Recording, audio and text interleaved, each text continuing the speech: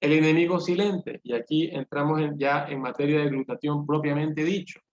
¿Quién sería el enemigo silente que está asociado a toda esta enfermedad y a su fisiopatología? Pues lamentablemente es el mismo hombre como especie, ya que se sabe que mediante el progreso de las industrias que contaminan el medio ambiente, que todo esto es nocivo para la salud poblacional de todos los individuos como especie, como raza humana.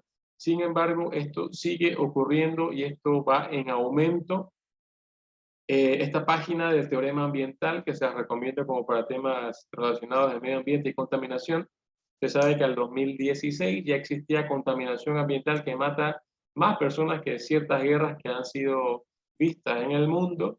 Se estima que por lo menos 12 millones de muertes estuvieron directamente relacionadas con deterioros del entorno y 7 millones de estas muertes vinculadas con la contaminación del aire para el 2012. Para el 2021, ¿sí? Año en curso. ¿Qué nos dice la revista The Guardian? Que la polución del aire mata más personas que el tabaquismo, que los accidentes automovilísticos o que el VIH. Nótese entonces así la importancia de la polución y la contaminación del aire para todos nosotros. Por parte de la OMS, se nos dice que 250.000 muertes adicionales podrían ocurrir cada año entre el 2030, que nos falta mucho para aquello, y el 2050, sobre todo relacionado a desnutrición, malaria y otras enfermedades relacionadas al cambio climático que, como ustedes sabrán, ya existe y ya está presente. Sobre todo también vinculadas no solo en áreas subdesarrolladas o poco desarrolladas, como lo sería Latinoamérica, sino que también se ve en países muy desarrollados, como Europa o inclusive los Estados Unidos de Norteamérica. Cada año mueren 700.000 personas por exposición sin control a sustancias nocivas como el plomo y los asbestos. 600.000 personas han muerto en los últimos 20 años relacionados a desastres climáticos relacionados con el medio ambiente, es decir, deslaves, inundaciones, etc. ¿no? Todo esto es un solo engranaje relacionado al cambio climático. Sabemos que las temperaturas en el mundo han subido exponencialmente desde el año 1980 a la actualidad. En la emergencia climática, vimos hace poco en un reportaje de una revista ecuatoriana conocida como Vistazo, en lo cual resumía en breves palabras que la emergencia climática, en los próximos 20 años la temperatura de la Tierra alcanzará el 1.5, el aumento, 1.5 grados centígrados, con lo cual nos quedamos un poco más expuestos a todo el componente de dióxido de carbono que puede suceder a corto plazo vinculados a la salud nuestra, es decir, no solo en áreas aledañas a las estructuras industriales, sino a cada uno de nosotros como ciudadanos ecuatorianos o como Latinoamérica. Si las naciones fracasan en el esfuerzo coordinado para dejar de añadir dióxido de carbono en la atmósfera, al 2050 la temperatura ambiental será un poco drástica en cuanto al aumento y los pocos grados que parecerían poco, ¿no? 2 a 3 grados, esto podría ser totalmente grave para el mundo. Al 2020, Euronews nos dio este reportaje muy importante de cómo el mundo respiró del lado derecho de la gráfica durante el aislamiento por el COVID-19. La imagen izquierda es previo al aislamiento, al confinamiento. El lado derecho es cuando ya estuvimos todos en el confinamiento, aislamiento global, cómo el planeta pudo respirar de toda esta contaminación. Sin embargo, la recuperación post-COVID de todo el tema industrial ha hecho que inclusive la capa de ozono se vea mucho más afectada y ahora tenemos un componente más de contaminación que es relacionado a toda la bioseguridad, que como ustedes habrán visto en las noticias, hay un mal manejo de los desechos por mascarillas y otro tipo de equipos de protección personal. CNN nos dice que los químicos relacionados a todos estos contenedores, que sin duda todos ustedes los conocen, se han comprado algún alimento fuera de casa, están relacionados a ciertos químicos que producen una muerte temprana en los pacientes que consumen mucho este tipo de alimentos en estos contenedores. Y se sabe también que la contaminación es en los océanos, no solo por parte de las colillas de los tabacos, sino también por los plásticos que se desechan. Y aquí vienen unos artículos que me parecen a mí que son más drásticos y de mayor importancia en esta charla. Artículo de The Guardian, nuevamente del año 2020, hace un año nomás. Se encontraron, escúchenlo bien, microplásticos en placentas de niños que aún estaban en el vientre materno, es decir, inútero. ¿Sí? Muy alarmante. ¿Qué nos dicen? En breve resumen, que los microplásticos de estos pacientes tienen aún un impacto desconocido, pero sin duda esto no será nada bueno, que se prevé que haya un daño a largo plazo en el sistema inmunitario de estos bebés. Lo alarmante de todo esto es que se encontró en mujeres con embarazos sanos, que tuvieron un parto normal, con un embarazo sin ningún inconveniente. Sin embargo, se les encontró estos microplásticos circulando en la placenta, tanto en la cara materna como en la cara fetal de la placenta, ¿no? Sabrán ustedes que tienen estos dos componentes. En cuanto al tamaño, es de 0.01 milímetros, lo suficientemente pequeño como para que sean transportados por el torrente sanguíneo, ¿sí?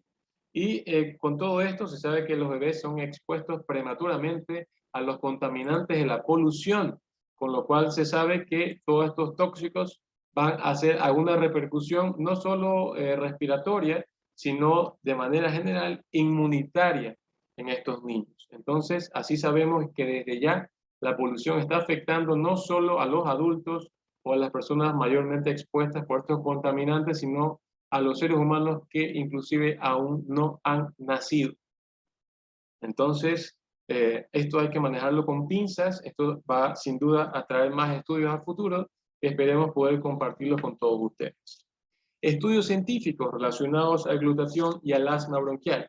Como recordamos, el asma bronquial es una patología totalmente inflamatoria, como se vio en detalle en la fisiopatología, y como todos sabrán, el glutatión es el antioxidante mayor por excelencia de la humanidad en cuanto a su celularidad, para evitar el contagio de toda esta celularidad a las organelas, es decir, previene que todos estos radicales libres y las sustancias que promueven esta toxicidad celular ingresen a la célula y pueden así hacer una apoptosis o una muerte temprana en todas nuestras células. Por lo cual, la suplementación de glutatión, sobre todo en estos tiempos, y no solo relacionado al asma, sino como salud general, es mandatoria. Por lo menos así lo creo yo, y como medicina preventiva es lo que yo indico a mis pacientes. Artículo número 1. La homeostasis de glutatión de la vía aérea en niños, ¿sí? Con asma severa se ve evidenciada por el efecto del estrés oxidativo, ¿sí? Y como conclusión, se sabe que estos niños presentan marcadores altos de estrés oxidativo, ¿sí? O de las sustancias, las especies reactivas del oxígeno que promueven estos radicales libres, ¿sí? Sobre todo a nivel del fluido epitelial bronquial, es decir, inicia principalmente en los asmáticos este estrés oxidativo local en la vía aérea inferior, en los bronquios, en los alveolos, con lo cual su enfermedad es pobremente manejada, a pesar de que se hagan todos los esfuerzos farmacológicos convencionales, ¿sí?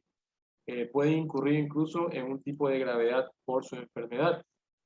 El estudio número 2 es la bioquímica propia de glutatión en pacientes con asma, y esto fue en pacientes adultos. Se observaron, en cambio, en estos pacientes, nótese que se observaron niveles altos de glutatión, pero relacionado a la intensidad de inflamación. Es decir, pacientes que aún tenían niveles propios o adecuados de glutatión, se les vio que en vía respiratoria esto estaba mucho más pronunciado, pero ¿por qué?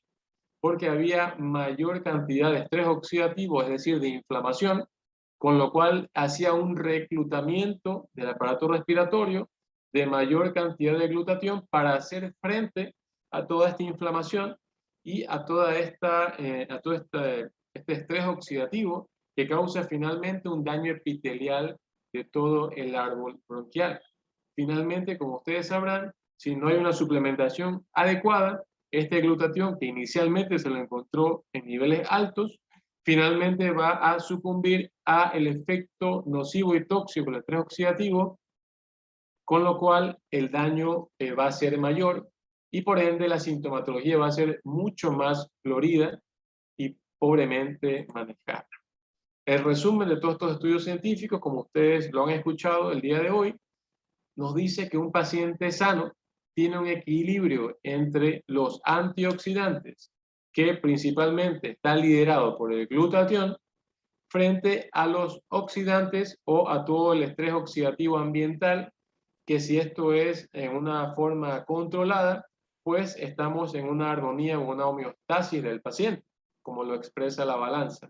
Pero en los pacientes asmáticos es mucho más el peso de los oxidantes, es decir, de los radicales libres, de la toxicidad celular, de las especies reactivas de oxígeno y por sobre todas las cosas, el impacto directo de la polución en estos pacientes, más que los antioxidantes. Es decir, la balanza cae del lado que más pesa, del lado oxidativo en los pacientes con asma, con lo cual la suplementación del antioxidante estrella, conocido como glutatión, en este caso riboceína, que es lo que ofrece Max International como molécula patentada, es quien nos va a dar la mano como una herramienta terapéutica para todos estos pacientes.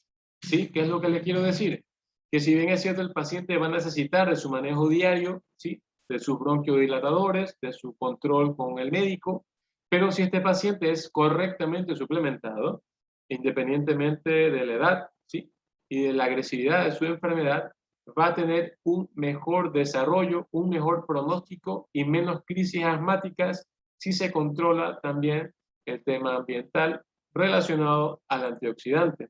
Como conclusión, sabemos que sustancias nocivas son varias relacionadas a la broncoconstricción propia del paciente asmático, mientras que quien nos mantiene la vía aérea permeable pues es la salud como tal, tratar de mantener una vida sana con un consumo adecuado de alimentos que nos den nutrientes propios para mantenernos sanos y por sobre todas las cosas tener una suplementación adecuada de riboceína que finalmente, como ustedes bien lo saben, se transforma en glutatión funcional una vez que ha pasado la barrera gástrica, ¿sí? Con lo cual protegemos a nuestro engranaje total que vincula la cisteína, que es la parte lábil de este componente aminoácido tripartito, como lo es el glutatión.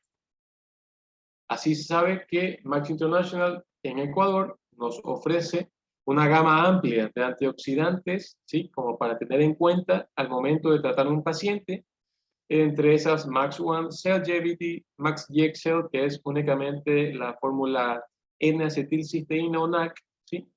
El Max ATP, que sí que contiene riboceína, y su suplemento nutricional Max Infuse. Es decir, tenemos como fuente terapéutica, Max International nos ofrece toda esta gama importante a tenerla en cuenta en detalle al momento de suplementar a nuestros pacientes.